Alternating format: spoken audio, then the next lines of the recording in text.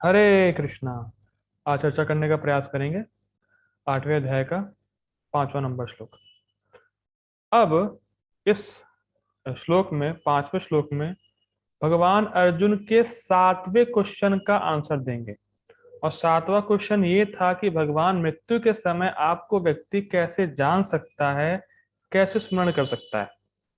तो इसका उत्तर भगवान अब 8.5, 8.6, 8.7 तीन श्लोकों में देंगे। इसीलिए तीन श्लोक हम लोग लेने वाले हैं आज। ठीक, देखिए पढ़ते हैं। अंत काले च मामेव स्मरन् मुक्त्वा कलेवरम यह प्रयाति समद्भावम याति नास्त्यत्र संशयः। अंत काले च मामेव स्मरन् मुक्त्वा कलेवरम यह प्रयाति समद्भावम याति नास्त्यत्र संशयः। देखिए संस्कृत देखिए। अंत काले च माम एव, या फिर एवा शब्द आया है। अंत काल मतलब मृत्यु के समय, च मामेव स्मरण, जो मेरा ही स्मरण करता है। मेरा ही, जो अंत काल में मृत्यु के समय में मेरा ही स्मरण करता है और स्मरण करते हुए मुक्त्वा कलेवरम, स्मरण करते हुए अपना भौतिक शरीर त्यागता है।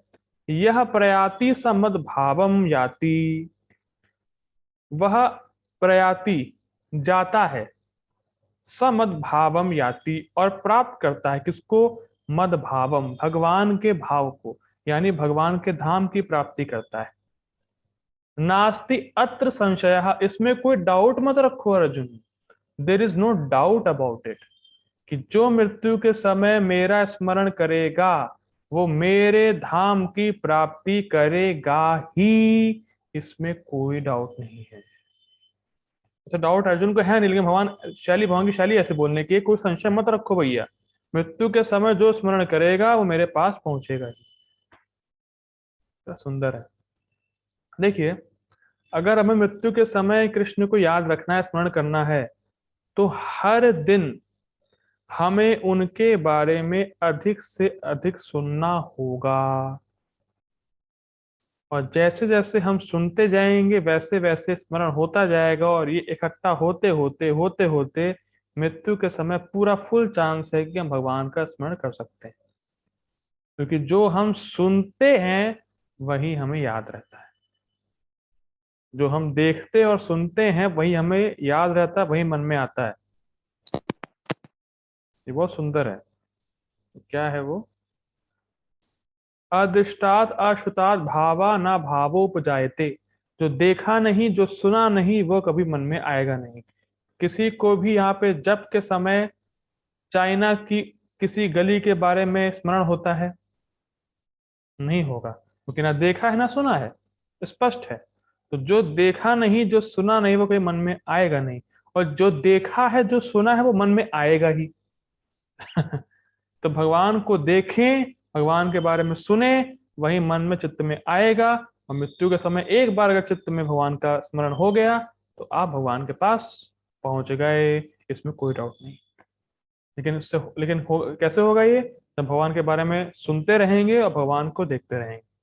ठीक, आगे बढ़ते हैं। अनुवाद। और जीवन के अंत में जो केवल मेरा स्मरण करते हुए शरीर का त्याग करता है, वह तुरंत मेरे स्वभाव को प्राप्त करता है, इसमें अंश मात्र भी संदेह नहीं। ठीक, गीता भूषण टीका। यह श्लोक उत्तर देता है मृत्यु के समय कोई व्यक्ति आपको कैसे जान सकता है। ये अर्जुन का 7वां प्रश्न था, उसका उत्तर ही श्लोक देता है। ठीक, भगवान क्या कह रहा है? भगवान, मेरे स्मरणात्मक ज्ञान के द्वारा मैं जाना जाता हूं और तुम मेरे भाव को प्राप्त होगे। स्मरणात्मक ज्ञान के द्वारा मैं जाना जाता हूं, मतलब भगवान को जानने का अर्थ है भगवान का रूप क्या है, भगवान के दिव्य गुण क्या है, उनकी लीलाएं क्या है, उनका नाम क्या है, उन सबके बारे में जानना और सुनना। ध्यान दीजिएगा, जानना मतलब सुनना। और जब सुनेंगे तभी स्मरण होगा मृत्यु के समय। स्मरणात्मक ज्ञान, स्मरणात्मक मतलब स्मरण होने वाला ज्ञान। वो स्मरण कैसे होगा? जब सुना है व्यक्ति, इसीलिए प्रभुपाद जी कहते थे हियरिंग इज वेरी इंपॉर्टेंट। सुने हैं तो ही याद आएगा। तो भगवान के बारे में जब हमने सुना है अच्छे प्रकार से, वही वही ज्ञान, जो सुना है ज्ञान वही याद आएगा मृत्यु के समय, तो हम भगवान को जान सकते। जान सकने का अर्थ है भगवान के पास जा सकते हैं। इसलिए हमें जब भी मौका मिले तो भगवान के बारे में सुनते रहना चाहिए, क्योंकि जो सुना है, मैं फिर रिपीट कर रहा हूँ, जो सुना है वही याद रहेगा, और जो मैं बोल रहा हूँ कि जो सुना है वही याद रहेगा, वो भी आपको याद रहेगा। हाँ। ठीक है। मद भावम अर्थात मेरे स्वभाव को प्राप्त हो गए। मेरे स्वभाव मतलब जैसे भगवान का स्वरूप सच्चिदानंद है, वैसे ही जीव को भी सत चित आनंद स्वरूप का शरीर प्राप्त होगा। ठीक। जो मेरा स्मरण करता है वह मेरे स्वभाव को प्राप्त करता है। और भगवान का स्वभाव कैसा है? जो 8 गुणों से युक्त है।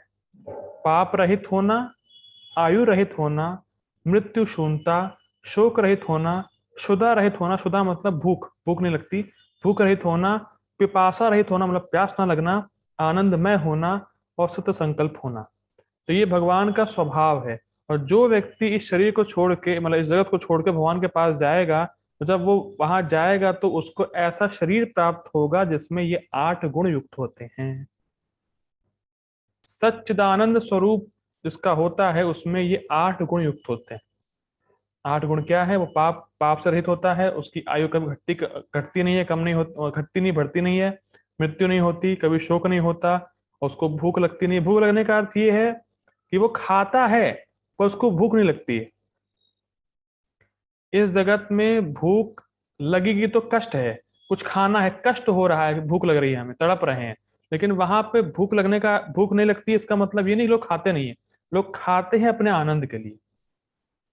ठीक। पिपासा मतलब वहां पे प्यास लोगों को लगती नहीं है, वो लेकिन पानी पीते हैं आनंद के लिए, और आनंदमय होते हैं। और सत्य संकल्प मतलब जो वो बोलेंगे वो सत्य हो जाएगा।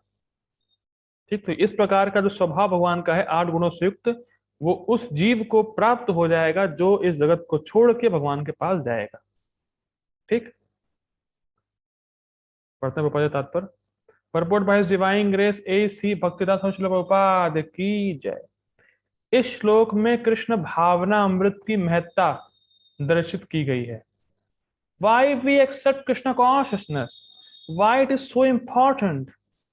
इसलिए इंपॉर्टेंट है, इसलिए इंपॉर्टेंट है। श्लोक बता रहा है कि आप कहाँ नाले में पड़े हुए हैं, नाले से बाहर निकल के एक अच्छी जगह पे जाओ, जहाँ कोई कष्ट नहीं है, जहाँ आनंद ही आनंद है, वहां जाओ भैया।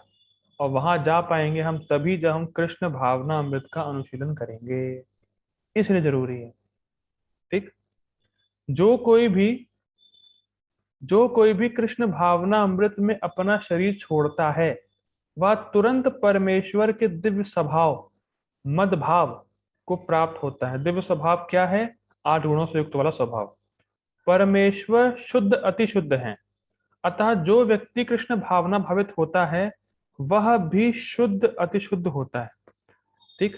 स्मरण शब्द महत्वपूर्ण है। श्री कृष्ण का स्मरण उस अशुद्ध जीव से नहीं हो सकता जिसने भक्ति में रहकर कृष्ण भावना अमृत का अभ्यास नहीं किया है। मैंने क्यों धीरे धीरे बोला? कुछ लोग बोलते हैं अरे स्मरण हो जाएगा, भक्ति नहीं करेंगे तो भी हो जाएगा। भैया, आप भक्ति नहीं करेंगे तो आप अशुद्ध रहेंगे, और अशुद्ध जीव कभी भी शुद्ध अति शुद्ध भगवान कृष्ण का स्मरण नहीं कर सकता। अगर आपको सूर्य ग्रह में रहना है तो आपका शरीर अग्नि का होना चाहिए। ठीक उसी प्रकार से अगर आपको भगवान के धाम रहना है तो आपको शुद्ध अति शुद्ध होना ही होगा, और अशुद्ध जीव कभी भी भगवान के धाम को प्राप्त नहीं कर सकता। और भक्ति के द्वारा ही जीव शुद्ध अति शुद्ध हो सकता है।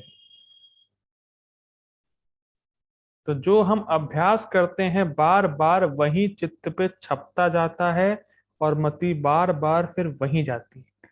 तो इसी प्रकार से अगर हमने भक्ति कर रखी है, भक्ति का संस्कार छपा है, तो मति बार बार भक्ति में जाएगी, भगवान कृष्ण में जाएगी। और एक बार मति भगवान कृष्ण में फिक्स हो गई तो मृत्यु के समय तो उनका स्मरण होना ही है। लेकिन वो कैसे हुआ है? जब हमने भक्ति का अभ्यास किया। अभ्यास मतलब रोज करना है।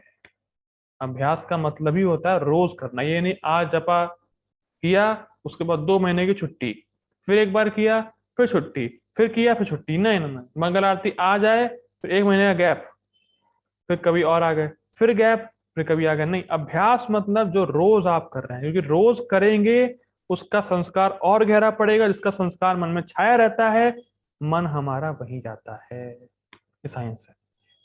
ठीक। अतः मनुष्य को चाहिए कि जीवन के प्रारंभ से ही कृष्ण भावना अमृत का अभ्यास करे, 5 साल से।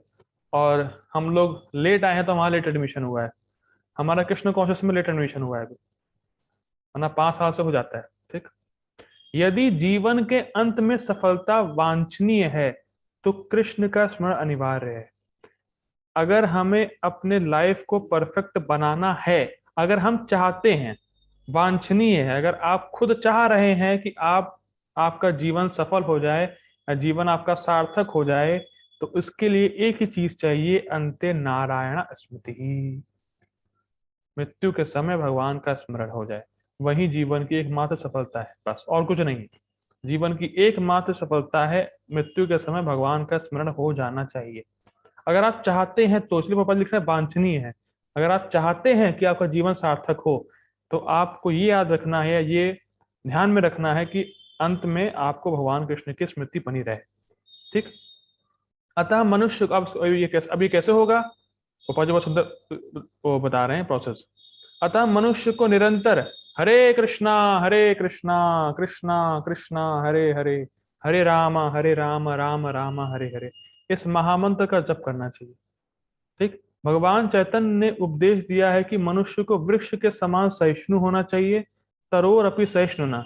हरे कृष्णा कृष्णा कृष्णा हरे हरे, हरे राम राम राम हरे हरे का जप करने वाले व्यक्ति को अनेक व्यवधानों का सामना करना पड़ सकता है। ये नहीं सोचना चाहिए कि मैं जप कर रहा हूं तो कोई परेशानी आएगी नहीं, कोई व्यवधान आएगा नहीं। ना ना ना ना ना, परेशानी बहुत सारी आ सकती है, इसीलिए कहा है कि पेड़ की तरह सहन करना सीखो। ये नहीं कहा जा रहा कि परेशानियां नहीं आएंगी, परेशानी तो आनी ही है, क्योंकि ये शरीर ही एक परेशानी है, ये जगत ही एक परेशानी है। जब तक आप परेशानी वाले घर में हैं, जब तक आप दुखों के घर में हैं, तो परेशानी तो आनी है। ये जगत दुखालयम है, दुख का घर है ये जगत। जब तक आप इस जगत में है शरीर में, तब तक परेशानियां आएंगी, लेकिन उसको सहन करते हुए हरे कृष्ण महामंत्र का जप करते रहना है। ये बहुत सुंदर बात है, प्रभुपाद जी बोलेंगे। तो भी इस महामंत्र का जप करते रहना चाहिए, जिससे जीवन के अंत समय कृष्ण भावनामृत का पूरा पूरा लाभ प्राप्त हो सके। देखिए एक बात नोटिस करी होगी आपने, ध्यान दिया होगा, जब आप रोज हरे कृष्ण महामंत्र का जप करते हैं तो कोई भी अगर दिक्कत आती है तो आपके मुंह से निकलता है वो कृष्णा, हरे हरे कृष्णा, हरि बोल। कभी ध्यान दिया आपने, जो व्यक्ति हरे कृष्ण महामंत्र का जप कर रहा है नियमित रूप से, तो कुछ भी परेशानी आई, हरे कृष्णा हरि बोल, एकदम उसके मुंह से निकलता है, हरे कृष्णा हरि बोल है कृष्णा, कुछ ऐसा नाम निकलता है। अब मृत्यु के समय एक बार कृष्णा ये निकल आया, पार, क्या दिक्कत है। तो इसीलिए बार बार हम हरे कृष्ण महामंत्र बोल रहे हैं, जिससे कि ये जबान पे बिल्कुल आ जाए, फिक्स हो जाए। जब भी कोई परेशानी है, जब भी कुछ हो, हरे कृष्णा, हरे कृष्णा ही क्या हो गया। तो इस प्रकार से मतलब भगवान का नाम मुख पे बना रहे, और जब भगवान का नाम मुख पे बना रहेगा और मृत्यु के समय अगर भी नाम मुख पे नाम बना रहा, तो हम तुरंत ही भगवान के धाम की प्राप्ति कर सकते हैं, तुरंत ही। और इसमें कोई संशय है भैया, कोई संशय नहीं है, भगवान खुद ही कह रहे हैं। ठीक है। ओके, तो हम लोग 2 श्लोक और लेंगे अभी। So I request all of you to join again, हमारी मीटिंग का टाइम खत्म हो रहा है, please join again. Hare Krishna.